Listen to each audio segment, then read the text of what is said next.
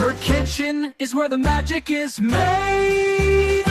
Hello there, welcome to my channel, or welcome back. I'm Holly, your friendly neighborhood carnivore, and I am so happy you could join me today. So today's recipe that I'm going to be sharing with you guys is a take on bacon and eggs, but this is a more portable option for when you are on the go. Now this is not a let me quickly throw this together as I run out the door. This is going to be something you're going to prep ahead of time that is going to make this portable. I think these are going to be great. I've got a beach vacation coming up. I think these are going to be awesome to not only have on the road when we're getting up early and out the door, and it's so hard to find decent breakfast food on the road. At least I find it hard to find decent breakfast food on the go, or like with fast food restaurants, just because I don't trust the sausage they use. I don't trust the eggs they use. And you can't get burger patties most places in the mornings. So it's like navigating around landmines when you're traveling. So I'm really excited to be able to make these and take them on the go with me. What I'm gonna be doing is I'm gonna be making a batch of these ahead of time and throwing them in the freezer. The flatbread ones I can warm up if I want them warm, or the cracker ones, all they have to do is just basically come back to room temperature, which is not going to take any time at all. These are going to be great to grab on the go. These are going to be great to just have in my freezer to grab whenever I need them. Very excited about these. Committed Carnivore, I want to give a shout out to her, Tricia. Thank you for all of the eggy waffle inspiration. She makes my eggy waffles a lot. I'm talking, she eats them as much as I do, possibly even more. And she has inspired me to use that as my base for today's recipe, because not only does she make the waffles, but she will throw it in the oven and make flatbread, sandwich bread, burger buns, whatever, but she's using my eggy waffle recipe for that. And I thought, why don't I do that? I should be doing that too. So that's what I did. I used my eggy waffle recipe to be the base of this. I just switched out some ingredients. So thank you, Tricia, for that inspiration. They're bacon, they're eggs, they're delicious, they're portable. I'm really excited about it. So let me first show you guys how I got these whipped up, and then we're gonna come in for a taste test. Preheat your oven to 350 degrees Fahrenheit. We are starting with 2 eggs in a bowl, and I'm going to add a pinch of salt. I like to use a fork to whisk these up. Whatever tool you want to use, you go right ahead. I'm just whisking these until the whites are fairly mixed with the yolks before I add my beef gelatin. So I'm adding 3 tablespoons of beef gelatin.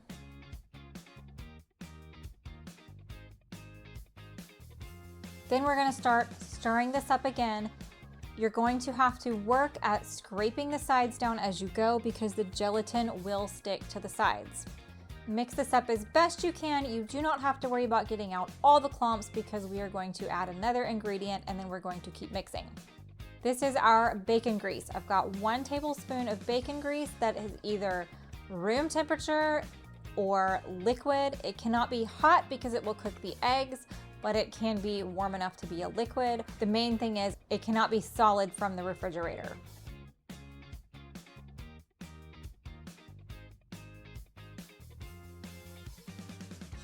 Once you get this all mixed up, you are ready to add some bacon.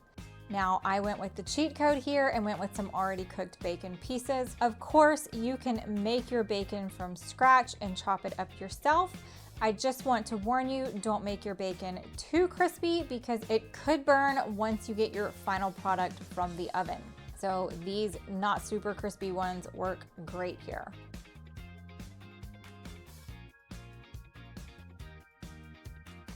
I am basically just folding this together using my spatula to scrape down the sides, and then I realized I could use some more bacon here.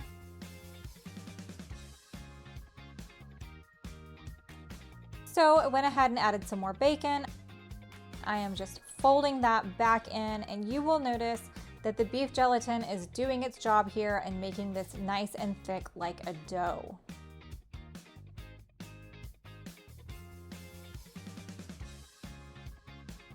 Now it's time to get out our baking sheet. I'm going to separate my bacon and egg dough into 2 different portions because I'm going to be making 2 different versions. Of course, if you are sticking with one method, just make one big clump on your baking sheet.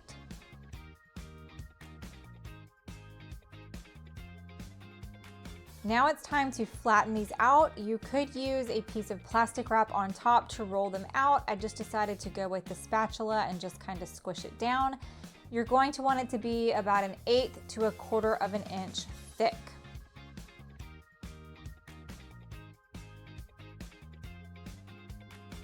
Now you're going to place these bad boys in that preheated oven and bake them for 15 minutes. When they come out, you're going to flip them over. Yes, I could have used a spatula here, but I had a pizza cutter already in hand, and we're just going to roll with it.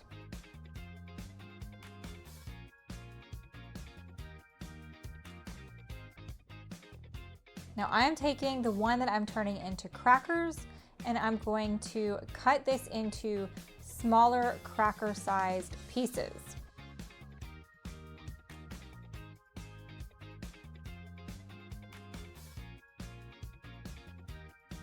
Once you get these torn apart, it's going to be time to return them to the oven.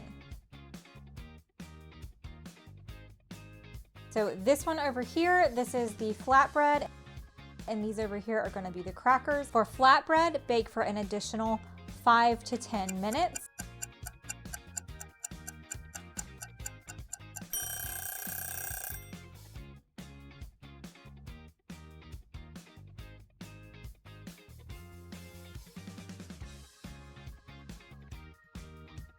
Then you're going to cut your flatbread into the size pieces of your liking.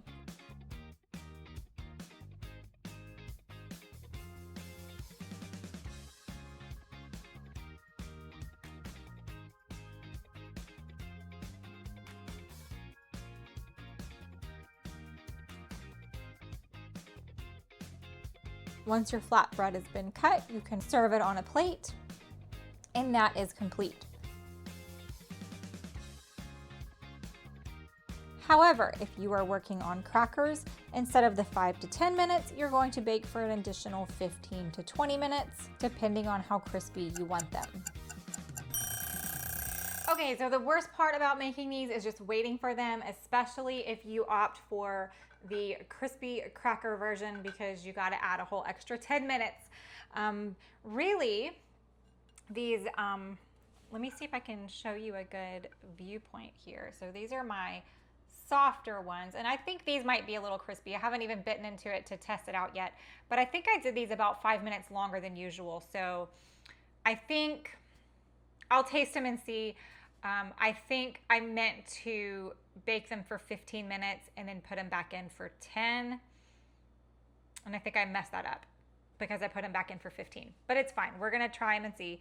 And then here are the cracker versions. They're a little bit darker. So I'm really excited about this.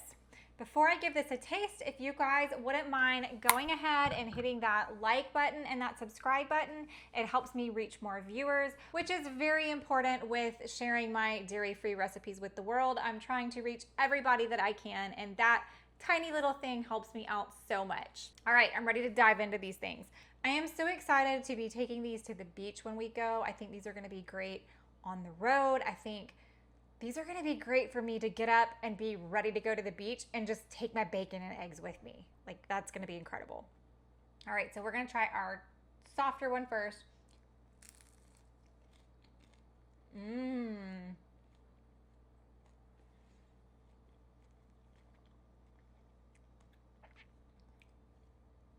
Okay, so it's cooled down a little because I was waiting on the crackers to come out. The soft ones are best when they're warm, so you can chow down on these straight out of the oven. They're fantastic. The texture is incredible.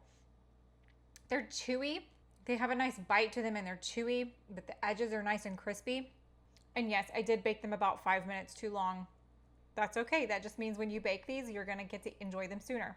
I'm gonna put a few back in the oven that's cooling down so they can kind of warm up while I'm trying the cracker ones, because I want these warm.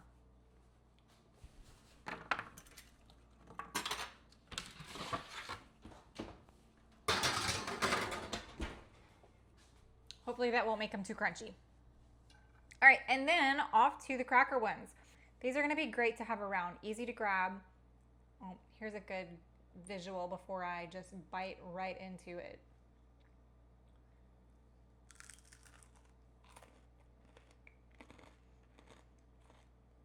So these are really good. They're nice and crispy and crunchy, but the middle is still, what's the word? Tender? I mean, it's a little bit softer than the edges, but it's still crunchy. So I don't know. It's got like a nice little bite to it. It's a little bit chewy. I love,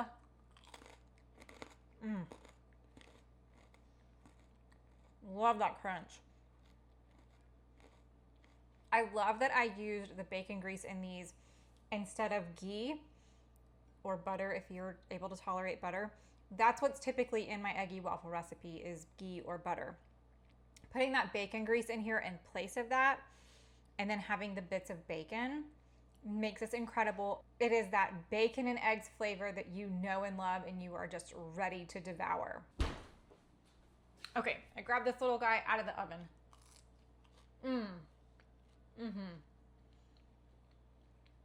Warmed up for the soft ones. Straight out of the oven, that's the way to go.